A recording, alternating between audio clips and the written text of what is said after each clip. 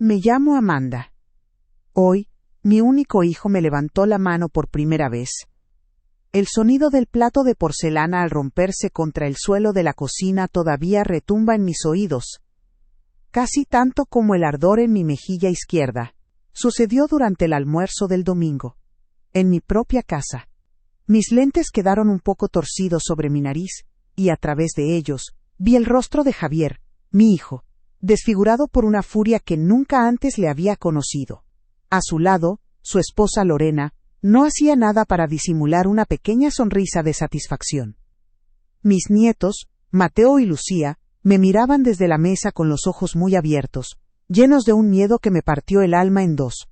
Nadie dijo una sola palabra para defenderme. El silencio de ellos fue casi tan doloroso como el golpe. Javier me agarró del brazo con una fuerza que no le correspondía a un hijo tratando a su madre. «Eres una vieja egoísta», me gritó, mientras me arrastraba hacia la puerta principal. Sus palabras eran como piedras. 50 años de mi vida, cada ladrillo de esa casa puesto con el sudor de mi esposo Rafael y el mío, cada rincón lleno de recuerdos, se desvanecían mientras él me sacaba a la fuerza. Me sentí como una extraña en mi propio hogar, una intrusa a la que había que desechar. Mientras cruzaba el umbral, una certeza fría y clara nació en medio de mi dolor. Lo que no sabes, hijo mío, es que este golpe no fue el final de mi historia, sino el verdadero comienzo de la tuya.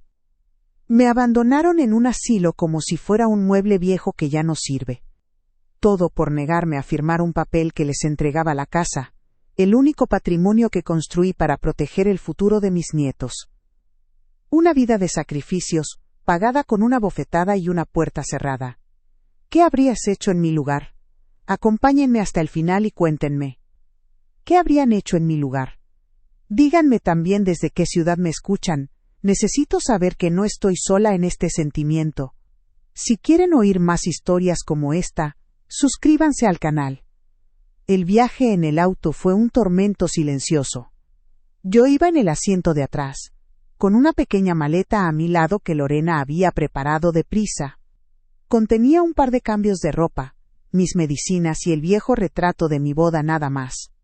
Javier conducía sin mirarme por el espejo retrovisor, con la mandíbula apretada. Lorena miraba por la ventana como si estuviera paseando. Pasamos por el parque donde llevaba a Javier a jugar cuando era niño, por la iglesia donde se casó. Cada calle era una herida abierta. Yo no lloré. Sentía que si dejaba salir una sola lágrima, me desmoronaría por completo, y sabía que no podía darme ese lujo. Tenía que mantenerme entera, por mí y por la memoria de mi esposo. El auto se detuvo frente a un edificio gris con un letrero que decía «Hogar Renacer». Un nombre que sonaba a burla. Javier bajó mi maleta y la dejó en la acera, sin atreverse a mirarme a los ojos. Lorena me dijo que me visitarían pronto, una mentira tan evidente que ni siquiera me molesté en responder. Vi cómo se subían al auto y se alejaban, dejándome sola frente a esa puerta desconocida. Una enfermera me abrió y, mientras el cerrojo sonaba a mis espaldas, un pensamiento me dio fuerzas. Creyeron que me habían vencido, pero solo me dieron el tiempo que necesitaba para recordar la promesa que le hice a tu padre. En esta habitación del asilo todo es blanco y sin olor. Las sábanas, tiesas y frías, me recuerdan a las telas baratas que a veces tenía que usar cuando recién empezaba mi taller de costura en casa. Me llamo Amanda, y durante más de 40 años el sonido de mi máquina de coser fue el corazón de mi hogar. Era una Singer de pedal, pesada y fiel, que mi Rafael me regaló en nuestro primer aniversario. Con ella levanté a mi familia, puntada a puntada. Mientras mis vecinas salían a trabajar, yo me quedaba en casa, criando a Javier entre retazos de tela y el zumbido constante de la aguja. Cada vestido de novia, cada traje de primera comunión que salía de mis manos, era un ladrillo más para la casa, un plato más en la mesa. Esa máquina era mi orgullo y mi herramienta, el símbolo de que una mujer podía construir un futuro con sus propias manos y un poco de hilo. Recuerdo perfectamente el año en que compramos el terreno, 1970. Era un pedazo de tierra en las afueras de la ciudad, en un barrio que apenas empezaba a nacer, la esperanza, le decían. Rafael trabajaba doble turno en la fábrica, y yo cosía hasta la madrugada. Durante 2 años, cada fin de semana lo pasamos mezclando cemento y poniendo ladrillos con nuestras propias manos. Me acuerdo del olor a tierra mojada y del peso de los baldes. Rafael me subía en sus hombros para que yo pudiera alcanzar las vigas más altas, y nos reíamos, cubiertos de polvo pero felices. Esa casa no fue un regalo de nadie, fue el fruto de nuestro sudor. Por eso, cuando Javier me sacó de allí, no solo me arrancó de mis paredes, me arrancó la piel, me arrancó los años de esfuerzo que compartí con el amor de mi vida. Cuando Javier nació en el 72, la casa se llenó de una alegría nueva. Sus risas eran la música que acompañaba mi costura. Pero criar a un hijo cuesta. Y los sacrificios nunca se hicieron esperar. Una noche, lo recuerdo como si fuera ayer, él tendría unos 8 años y necesitaba unos zapatos nuevos para la escuela. Ese mes no alcanzaba el dinero. Apagué la luz de su cuarto, le di un beso en la frente y volví a mi taller. Me pasé toda la noche cosiendo un vestido de fiesta para una clienta rica, con la espalda adolorida y la vista cansada. A las 5 de la mañana, cuando terminé la última puntada, sentí un dolor agudo en los dedos, pero también una paz inmensa. A la mañana siguiente, con el dinero que me pagaron, Javier tuvo sus zapatos. Él nunca supo de esa noche en vela. Para un hijo, las cosas simplemente aparecen. Los sacrificios se hicieron más grandes a medida que él crecía. El día que lo aceptaron en la universidad fue el más feliz y el más difícil de mi vida. La matrícula era carísima, imposible para nosotros. Esa noche, sin decirle nada a Rafael, abrí mi viejo joyero. Saqué los aretes de oro y la delgada pulsera que mi madre me había regalado para mi boda. Eran lo único de valor que tenía, un tesoro familiar. A la mañana siguiente fui a una casa de empeño en el centro, en la calle Madero. El hombre detrás del mostrador me dio un fajo de billetes que se sentían sucios en mis manos. Cuando volví a casa, sentí un vacío en mis muñecas y en mis orejas, pero mi corazón estaba lleno. Javier pudo estudiar para ser alguien en la vida, y para una madre, no hay joya más valiosa que esa. La prueba más dura llegó en 2010, cuando mi Rafael se enfermó. El cáncer se lo llevó poco a poco, apagando la luz de nuestra casa. En sus últimos días, con la voz apenas como un susurro, me tomó la mano. Su piel estaba fría y delgada. Amanda, me dijo, prométeme que cuidarás la casa. No es para Javier, es para sus hijos. Él es bueno, pero es débil, y esa mujer. No terminó la frase. Me hizo jurar que protegería ese patrimonio para Mateo y Lucía. Luego me contó de la caja de metal que guardaba en el fondo del armario, detrás de los abrigos de invierno. Ahí está mi testamento, junto a nuestra foto de boda, me susurró. No lo abras a menos que sea necesario, confía en mí. Yo le prometí que así sería, sin entender del todo por qué me lo pedía con tanta urgencia. Después de que Rafael se fue, la casa se sintió enorme y silenciosa. Mis nietos se convirtieron en mi única alegría. Llenaban el jardín con sus gritos y sus juegos, el mismo jardín que Rafael había plantado con tanto esmero. Les preparaba galletas en la misma cocina donde ahora mi hijo me había levantado la mano. El plato que se rompió era parte de una vajilla que Rafael me regaló para nuestro aniversario de plata. Cada pieza tenía un pequeño borde pintado a mano con flores azules. Ver esos pedazos de porcelana en el suelo fue como ver los fragmentos de mi vida esparcidos, rotos por la misma persona a la que le había dedicado cada uno de mis sacrificios. La ironía de todo esto es que, en su furia, Javier me estaba empujando a cumplir la última voluntad de su padre. Ahora, en la soledad de este cuarto de asilo, miro la única foto que Lorena metió en mi maleta, mi retrato de boda. Veo a Rafael, joven y sonriente, mirándome con esa devoción que nunca se apagó. Su mirada me da fuerzas.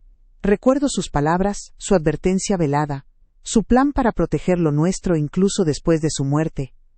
La caja de metal. El testamento. De repente la promesa que le hice en su lecho de muerte ya no es una carga dolorosa, sino un mapa, una herramienta de justicia.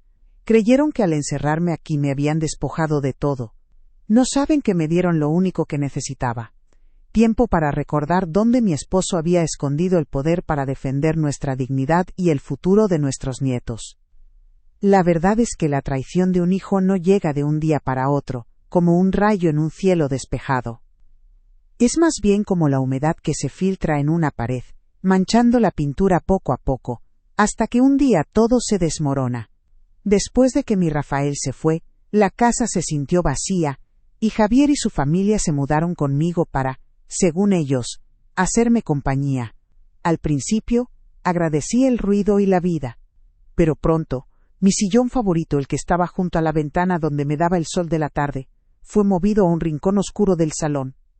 «Para que haya más espacio para los niños, mamá», dijo Lorena con una sonrisa que no le llegaba a los ojos. Fue la primera pieza de mi vida que movieron de su lugar. Luego vino la cocina, que siempre fue mi reino. Un día llegué, y Lorena había reorganizado todas las alacenas. Mis tazas, las que usaba desde hacía 30 años, estaban en el estante más alto, inalcanzables para mí. Mis especias, ordenadas alfabéticamente por una manía mía, estaban mezcladas sin sentido. Cuando le pregunté a Javier, él se encogió de hombros, sin mirarme. «Lorena solo quiere ayudar, mamá, ponerlo todo más moderno. Tienes que adaptarte a los nuevos tiempos». Adaptarme. Esa palabra se sintió como una orden para empezar a desaparecer. Para dejar de ser yo misma dentro de las paredes que yo misma había levantado con mis manos.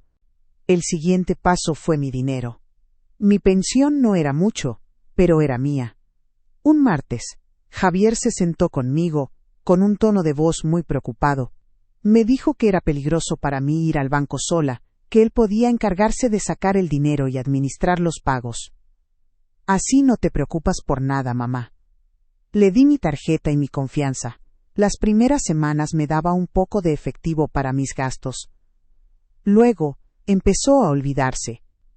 Cuando le pedía dinero para comprar mi lana, o para ir a la panadería, me decía «luego te doy». Ahora no tengo suelto. El dinero era mío, pero de repente tenía que pedir permiso para usarlo, como una niña pidiendo su domingo. Empecé a sentirme como una extraña, una invitada que se había quedado más tiempo de la cuenta. Los domingos, que antes eran mis días favoritos, se volvieron un suplicio. Planeaban salidas sin consultarme. Una tarde los oí susurrar en el pasillo, y luego salieron muy arreglados. Cuando pregunté a dónde iban, Lorena respondió, ya desde la puerta: «Vamos al cine, suegra. Es una película que no le gustaría. Ni siquiera me preguntaron». Cené sola esa noche, un trozo de pan con queso, mientras escuchaba el tic-tac del reloj del comedor, un sonido que de repente se había vuelto ensordecedor en el silencio de mi propia casa. Me sentía tan sola en esos momentos que el corazón se me hacía chiquito, como un fantasma que recorre los pasillos de lo que fue su vida viendo a otros vivir en ella. Les pregunto a ustedes que me escuchan con tanta amabilidad, ¿alguna vez se han sentido así, invisibles en su propio mundo? Es un sentimiento que te carcome por dentro. Cuéntenme, por favor, desde qué ciudad o país me están acompañando. Saber que hay alguien al otro lado, en otro lugar, me hace sentir que mi voz no se pierde en el vacío, que no estoy completamente sola. La exclusión se volvió más cruel con el tiempo. Dejaron de avisarme de los eventos familiares. Me enteré del bautizo de la hija de mi sobrina por una foto que vi en el teléfono de Lorena. Todos sonreían, Javier sostenía al bebé, y yo no estaba allí. La excusa, cuando me atreví a preguntar, fue la de siempre. «Ay, mamá, es que era muy lejos, y no queríamos que te cansaras». No era preocupación, era una estrategia para borrarme de la vida familiar, para que nadie preguntara por mí, para que mi ausencia se volviera normal, antes de que la hicieran permanente. La prueba definitiva de sus intenciones la encontré 2 meses antes del golpe. Estaba limpiando el bote de basura de la cocina, y allí, entre cáscaras de verdura y envases vacíos, vi un folleto de colores brillantes. Lo saqué con la mano temblorosa. Hogar Renacer, un nuevo comienzo para sus seres queridos.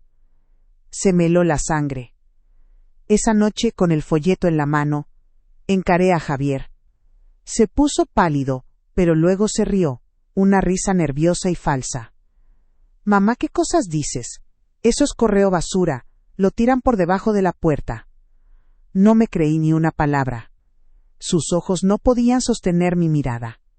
Guardé ese papel, lo doblé y lo metí en mi costurero.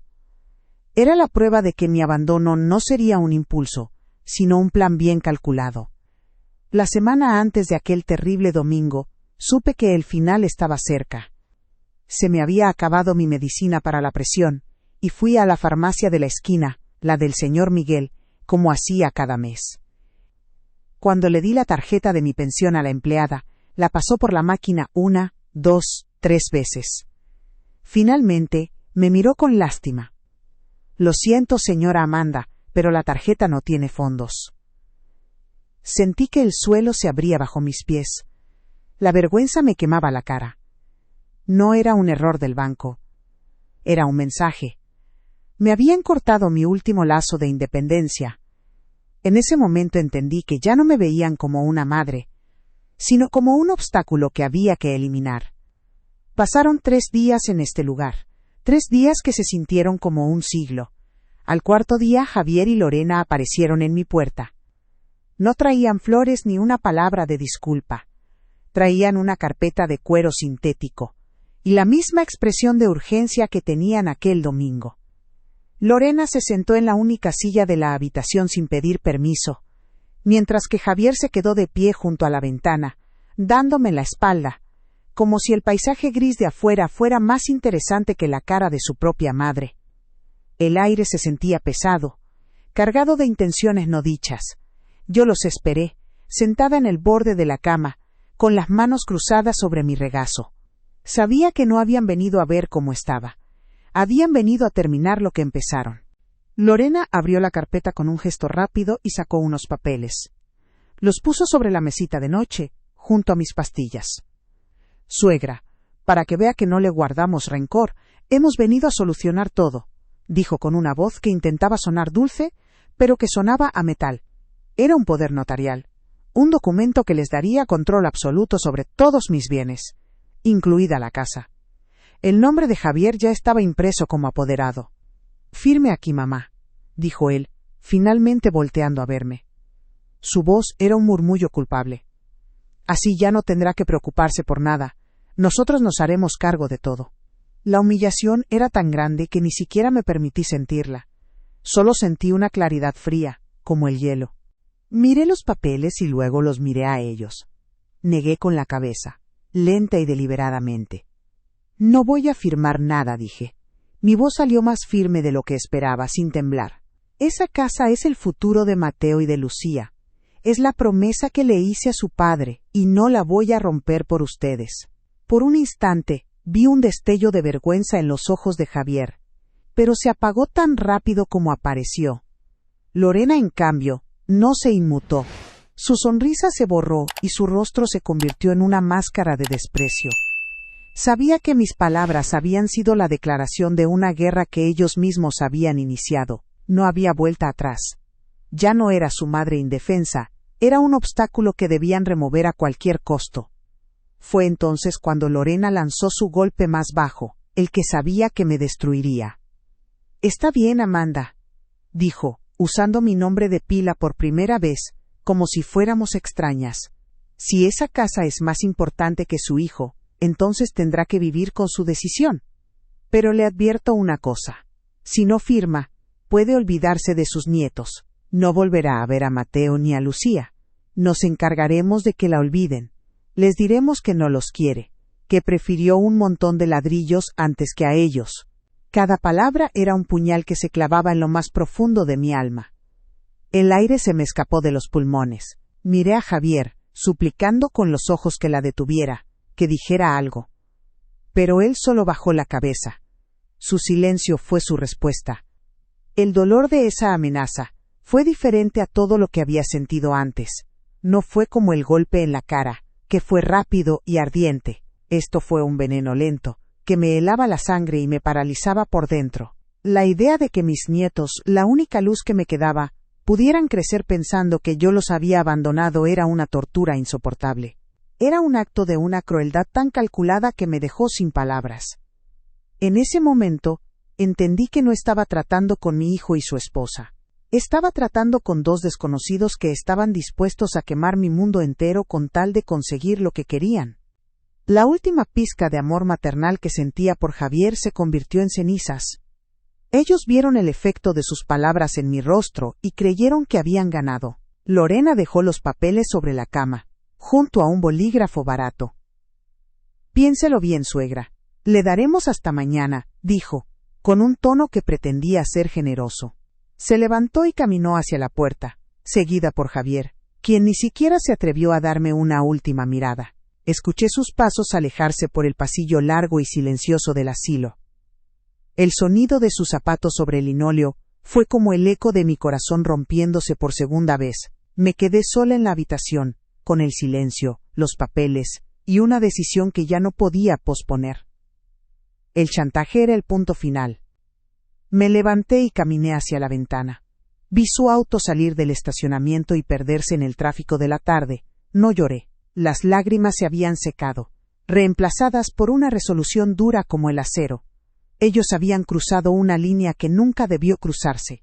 Habían usado a mis nietos, a dos niños inocentes, como arma. Me habían subestimado, pensando que el dolor me haría ceder. Pero el dolor a veces no te debilita, sino que te forja. Te recuerda quién eres y por qué debes luchar. Mi promesa a Rafael ya no era solo un recuerdo, era un mandato, y la protección de mis nietos se había convertido en mi única misión. Miré el teléfono público que colgaba en la pared del pasillo, al final del corredor.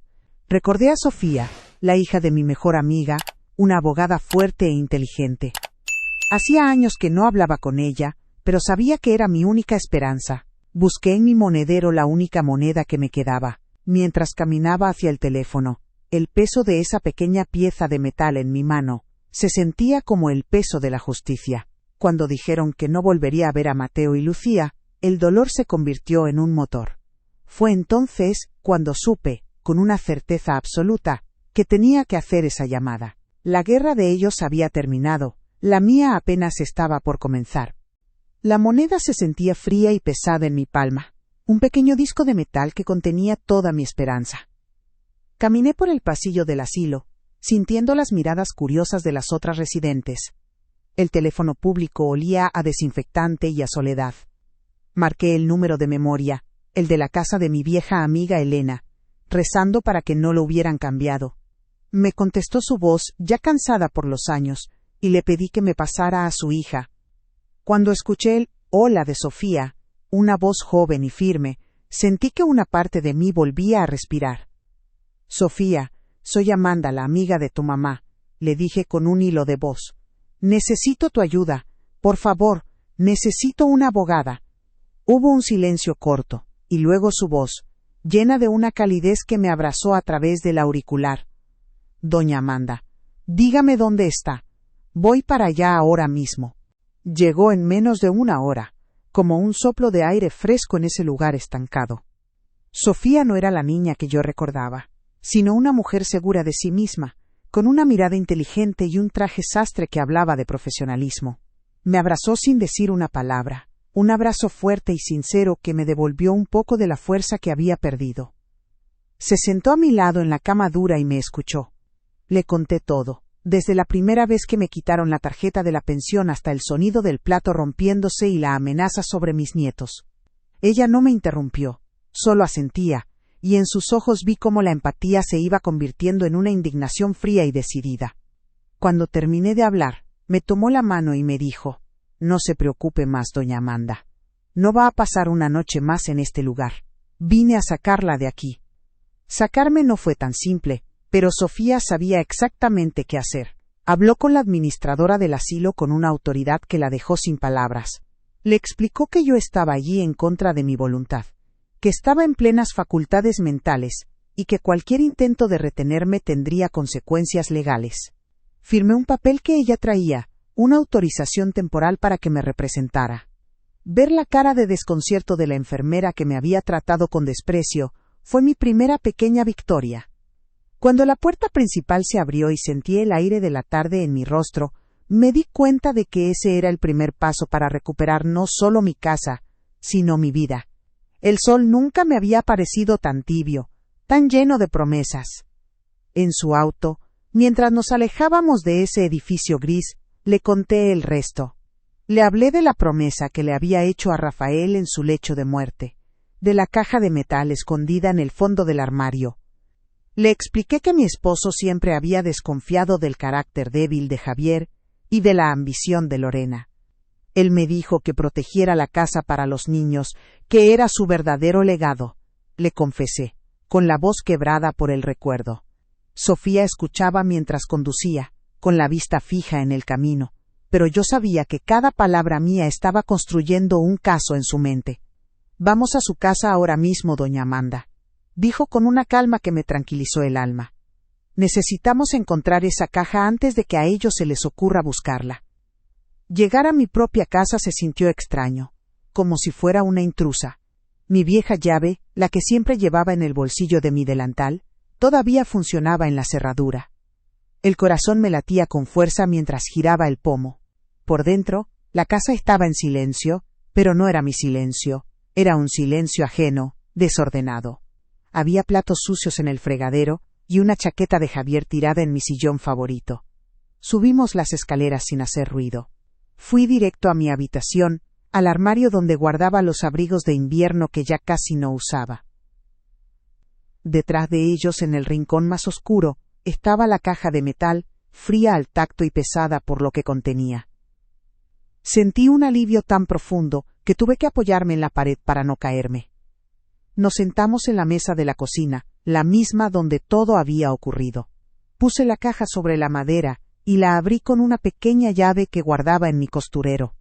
Adentro, sobre un fajo de cartas y documentos viejos, estaba nuestra foto de boda y, junto a ella, un sobre grueso y sellado. Se lo entregué a Sofía. Ella lo abrió con cuidado, sacó los papeles y empezó a leer. Su expresión era concentrada, profesional. Yo esperaba, con las manos entrelazadas sobre la mesa, sintiendo el peso de 40 años de mi vida en ese instante. Pasaron unos minutos que me parecieron una eternidad. Finalmente, Sofía levantó la vista, y en sus ojos no había lástima, sino una chispa de asombro y triunfo. «Doña Amanda, esto cambia absolutamente todo», dijo, y su voz sonó como la campana que anuncia el final de una batalla. Me explicó, con palabras sencillas, lo que mi Rafael había hecho. El testamento establecía que yo tenía el usufructo vitalicio de la propiedad. Eso significaba que tenía derecho a vivir en la casa y disfrutar de ella hasta el día de mi muerte. Y que nadie, absolutamente nadie, podía sacarme de aquí. Pero esa no era la parte más importante. La cláusula principal decía que, tras mi fallecimiento, la casa no pasaría a Javier. Se convertiría en un fideicomiso administrado por el banco, y los únicos beneficiarios serían mis nietos, Mateo y Lucía. El dinero solo podría usarse para su educación y su bienestar. Javier nunca fue el heredero de la casa. Nunca lo fue. Una ola de comprensión y amor por mi difunto esposo me inundó. Ahora entendía su insistencia, su preocupación en sus últimos días. Él lo había visto todo. Había anticipado la debilidad de nuestro hijo y la codicia de su esposa. Guardé ese secreto no por engañar, sino por proteger la paz de la familia, una paz que ellos mismos habían hecho pedazos.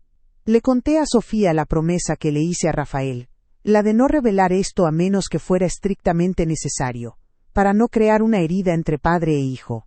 «Usted no rompió ninguna paz, doña Amanda», me dijo Sofía con firmeza. «Usted honró la voluntad de su esposo en el momento exacto en que debía hacerlo. Ellos mismos activaron esta cláusula con sus acciones». De repente, ya no me sentía como una víctima. El dolor seguía ahí, pero ahora estaba acompañado de una serenidad y una fuerza que no sabía que tenía. Ya no era la viejita a la que habían arrinconado, era la guardiana de un legado, la ejecutora de la última voluntad del hombre que amé.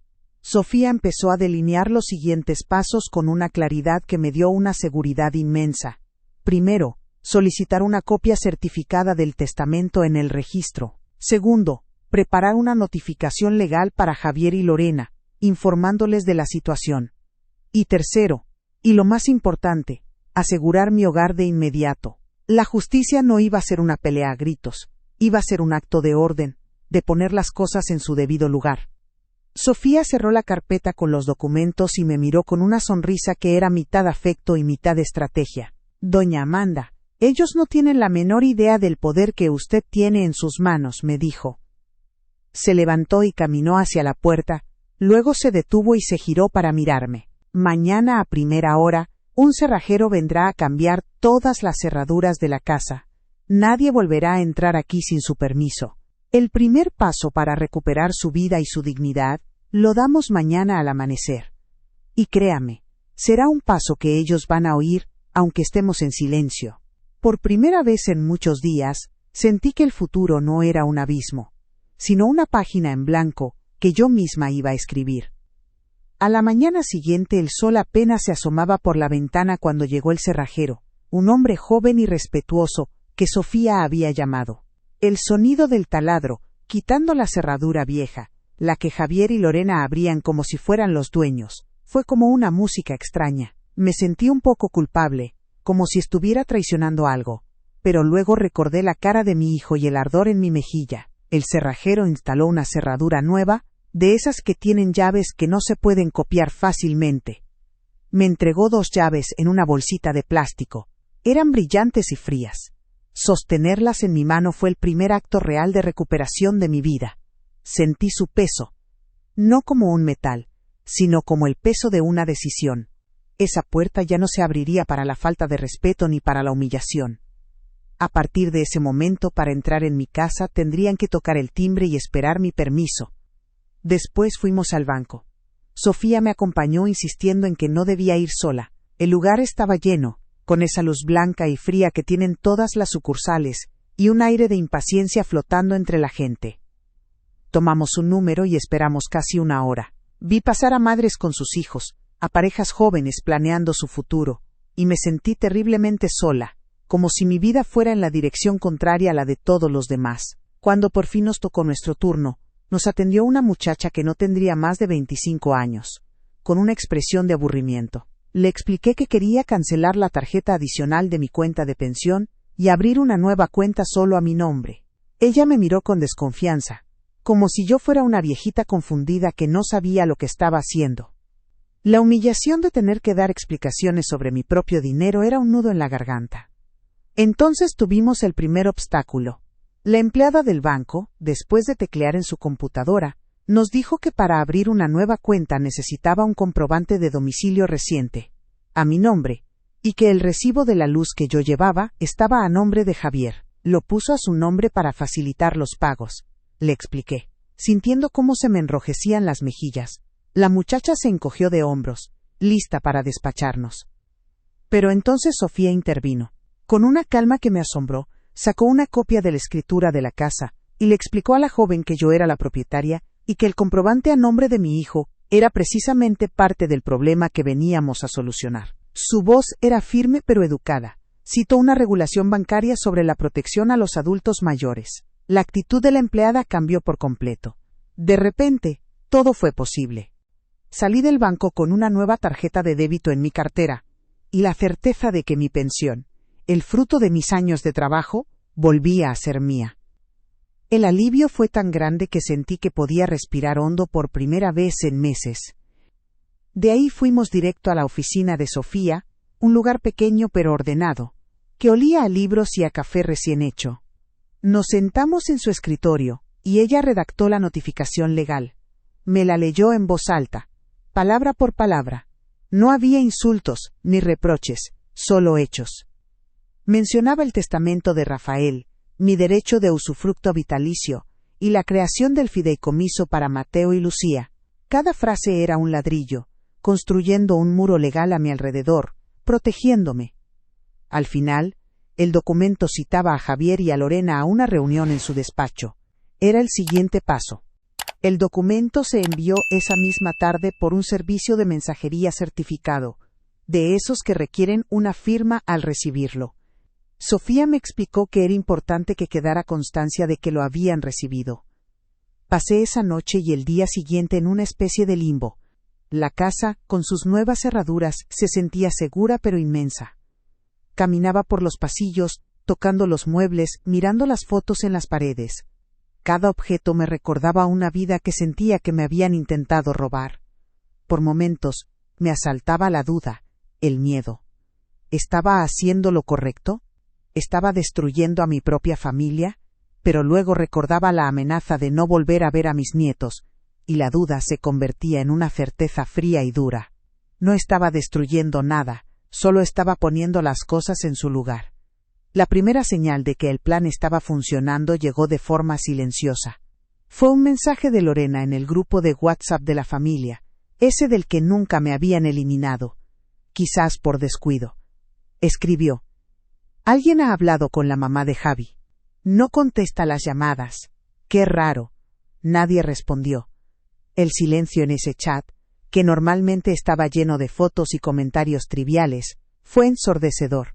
Me imaginé a Lorena, mirando su teléfono con el ceño fruncido, sintiendo esa primera punzada de que algo no estaba bien, de que había perdido el control. Fue una pequeña victoria, silenciosa y personal, que me dio fuerzas para esperar lo que sabía que vendría a continuación. La explosión. Al día siguiente, alrededor del mediodía, supe que la carta había llegado. No necesité que nadie me lo dijera, me los imaginé perfectamente. El mensajero tocando el timbre, Lorena abriendo con fastidio, pensando que era una cuenta más. Luego la firma, el sobre en sus manos. Me imaginé a Javier abriéndolo, leyendo las primeras líneas, con confusión. Luego, su rostro cambiando, la incredulidad dando paso al pánico mientras leía las palabras usufructo vitalicio y fideicomiso. Vi en mi mente sus manos temblando, pasándole el papel a Lorena, cuyo rostro se transformaría en una máscara de furia. Sabía que en ese preciso instante, el mundo que habían construido sobre mis sacrificios y mi silencio se estaba desmoronando por completo. Sentí una calma extraña en ese momento, la calma que precede a la tormenta más fuerte. Ellos creían que la historia había terminado el día que me dejaron en el asilo, pero la verdad es que el verdadero final, el que nadie se espera, apenas estaba por escribirse. Quédense conmigo hasta el final, porque lo que pasó después les va a demostrar que la justicia a veces no necesita gritar para hacerse oír. Cuéntenme, ¿alguna vez han sentido que todo está perdido justo antes de que todo cambie? Es una sensación que te hiela los huesos, pero también te prepara para la batalla. Y entonces, el teléfono sonó. El número de Javier apareció en la pantalla de mi viejo celular. Dejé que sonara 3, 4, 5 veces antes de contestar. Respiré hondo y apreté el botón verde. No dije hola. Esperé. Lo que escuché del otro lado no fue la voz de mi hijo. Era el grito de un hombre acorralado, lleno de una rabia que ya no era por un plato roto, sino por un futuro perdido. ¿Qué significa esto, mamá? ¿Qué demonios hiciste? Estás loca. Esa abogada te está llenando la cabeza de estupideces. Sus palabras eran un torrente de acusaciones, de insultos, de desesperación. No me dejó hablar, no quería respuestas, solo quería desahogar su frustración en la persona que siempre había sido su blanco más fácil. Escuché su diatriba sin interrumpir. Dejé que el veneno saliera, que se agotara contra el muro de mi silencio. Cuando por fin hizo una pausa para tomar aire, aproveché ese pequeño instante de calma. Mi voz cuando salió sonó tranquila, casi ajena a la tormenta del otro lado de la línea. No era la voz de su madre sumisa, era la voz de Amanda Rojas, la dueña de su propia vida. No tengo nada que discutir contigo por teléfono, Javier, le dije, con una firmeza que ni yo sabía que poseía. Recibirás una citación formal. Tenemos una cita en el despacho de mi abogada la próxima semana. Es importante que lleves a tu esposa. Y sin esperar su respuesta, sin darle la oportunidad de lanzar otra ofensa, colgué. El silencio que llenó mi cocina después de esa llamada fue el sonido más poderoso que había escuchado en mucho tiempo. La reunión fue en el despacho de Sofía, un martes a las 10 de la mañana. Yo llegué primero. Me senté en una silla cómoda, con un vaso de agua que me ofreció su asistente y esperé. Cuando ellos entraron, traían la misma arrogancia de siempre, como si vinieran a una formalidad que ganarían fácilmente. Lorena llevaba un traje demasiado elegante para la ocasión y una sonrisa tensa. Javier ni me miró, se sentó lo más lejos posible de mí, con los brazos cruzados, como un niño enfurruñado. No sabían que no venían a negociar, venían a escuchar una sentencia que había sido escrita hacía más de una década por el hombre, al que ambos habían traicionado con sus actos. El aire en la sala era denso, pesado, como el que precede a una tormenta inevitable. Sofía entró con una carpeta bajo el brazo y una serenidad que desarmaba. Saludó a todos con una formalidad cortés y se sentó a la cabeza de la mesa de caoba pulida. No hubo charlas triviales. Abrió la carpeta y sacó una copia certificada del testamento de Rafael, con sus sellos y firmas oficiales. La deslizó sobre la mesa hasta que quedó justo en el centro, al alcance de todos. Buenos días. Los he citado para aclarar la situación legal de la propiedad ubicada en la calle Los Fresnos número 14, a raíz de la reciente coacción ejercida sobre mi clienta, la señora Amanda Rojas, dijo, y su voz llenó la habitación de una autoridad incuestionable. Vi cómo la sonrisa de Lorena vacilaba por primera vez, y cómo Javier se removía incómodo en su asiento. El papel sobre la mesa era un protagonista silencioso que ya había empezado a hablar por mí. Con una calma metódica, Sofía les explicó la primera cláusula, la de mi usufructo vitalicio.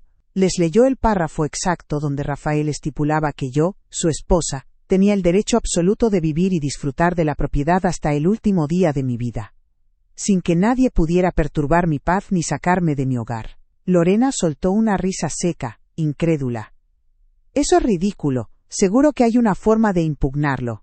Él era su hijo, el heredero natural, dijo, mirando a Sofía como si fuera una empleada incompetente. Sofía ni siquiera parpadeó.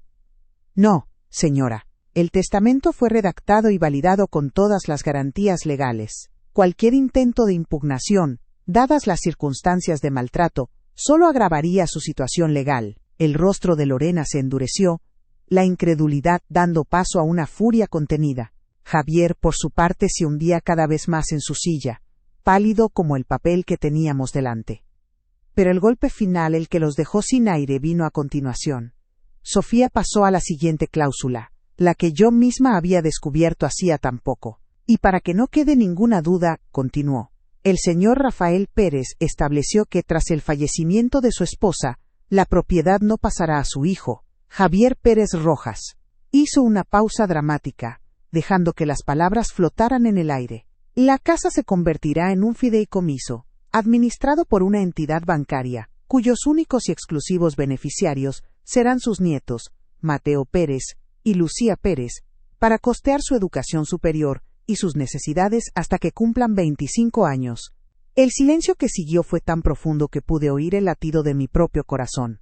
Vi la comprensión, la derrota total, dibujarse en sus caras. La casa nunca había sido suya. Nunca lo sería. Fue entonces cuando hablé por primera vez. Mi voz salió tranquila, sin un ápice de rencor, solo el peso de una tristeza infinita. Su padre los conocía muy bien, les dije, mirándolos a los dos. Conocía tu debilidad, Javier, y tu ambición, Lorena. Él no hizo esto para castigarlos, lo hizo para proteger a sus nietos de las mismas decisiones que ustedes tomaron la semana pasada, cuando me levantaste la mano y me dejaste en ese lugar. Mis palabras no eran un ataque, eran un espejo que les devolvía la imagen de lo que habían hecho, la razón por la que el amor de un padre había tenido que convertirse en una protección legal. Javier finalmente levantó la vista, y en sus ojos no vi rabia, sino un abismo de vergüenza. Lorena, en cambio, apartó la mirada, incapaz de sostener la verdad. Sofía tomó de nuevo la palabra, poniendo fin a la reunión con una estocada final de realismo práctico. Tienen 48 horas para retirar todas sus pertenencias personales de la casa de la señora Rojas, dijo, mientras les entregaba una notificación impresa que detallaba la orden. Mi clienta ya ha cambiado las cerraduras. Deberán coordinar conmigo un horario para hacerlo, y yo estaré presente para supervisar el proceso. Cualquier objeto que permanezca en la propiedad después de ese plazo será considerado abandonado. No hubo discusión. No hubo más palabras. Solo el sonido de Lorena levantándose bruscamente de su silla, seguida por un Javier que parecía un autómata, un hombre vaciado por dentro. La justicia, al final, no había sido un grito, sino el sonido de un papel sobre una mesa y una puerta que se cerraba para siempre. Mientras los veía caminar hacia la puerta, derrotados y en silencio, no sentí una explosión de alegría ni de venganza. Sentí una paz extraña, una calma pesada y definitiva, como cuando una fiebre por fin cede. Había hecho lo correcto, había cumplido la promesa a mi esposo, y había protegido el futuro de mis nietos. Pero el costo había sido mi propio hijo. Les pregunto a ustedes, que han caminado conmigo hasta este punto, ¿qué habrían hecho en mi lugar? ¿Habrían buscado una manera de perdonar, de darles otra oportunidad, o la justicia era el único camino que quedaba? Déjenme saber en los comentarios qué piensan, porque a veces, en la soledad de la noche, esa pregunta todavía me visita. Se detuvieron en el umbral, listos para irse. Las llaves, dije, con la voz serena. Javier metió la mano en su bolsillo, y sin mirarme, dejó su juego de llaves sobre la mesa de la recepción. Lorena hizo lo mismo, con un gesto brusco, casi tirándolas, pero justo cuando ella se daba la vuelta para marcharse, con el orgullo herido dibujado en su espalda rígida, la detuve una última vez. No levanté la voz, no necesitaba hacerlo. Lorena, la llamé. Ella se giró, con los ojos llenos de un desprecio helado, y entonces le dije la única cosa que sabía que la desarmaría por completo. Una verdad simple que sellaba mi victoria y el comienzo de mi nueva vida. Lorena, la llamé. Ella se giró, con los ojos llenos de un desprecio helado. Solo una cosa más, le dije, mi voz tan tranquila como el agua de un pozo. Los estados de cuenta del banco. Los de los últimos 2 años, donde aparecen todos los retiros de mi pensión que hiciste desde el cajero del centro comercial. Sofía ya tiene las copias.